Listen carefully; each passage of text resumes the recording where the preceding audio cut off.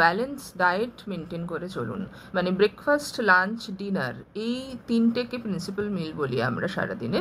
তো এইগুলো যাতে মানে ব্যালেন্স খাবার হয়, carbohydrate, protein, fat, vitamin, minerals, এগুলোর একটা কমপ্লিট ব্যালেন্স থাকে। এবার যারা ডায়াবেটিসে আক্রান্ত হন তাদের ক্ষেত্রে কার্বোহাইড্রেটের পোর্শনটা একটু কম নেওয়াটাই সব থেকে জরুরি।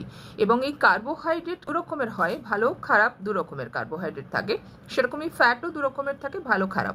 তো ভালোটা রাখবো, খারাপটাকে অ্যাভয়েড করব। এবং কমপ্লেক্স কার্বোহাইড্রেট এগুলো খান, যেগুলোতে ফাইবার কন্টেন্ট বেশি থাকে। আমি বলবো কার্বোহাইড্রেটের পোর্শনটা সাধারণ মানুষের জন্য, যেটা মোট ক্যালোরির 60%, সেটা ডায়াবেটিক পেশেন্টের জন্য 50% হওয়া উচিত।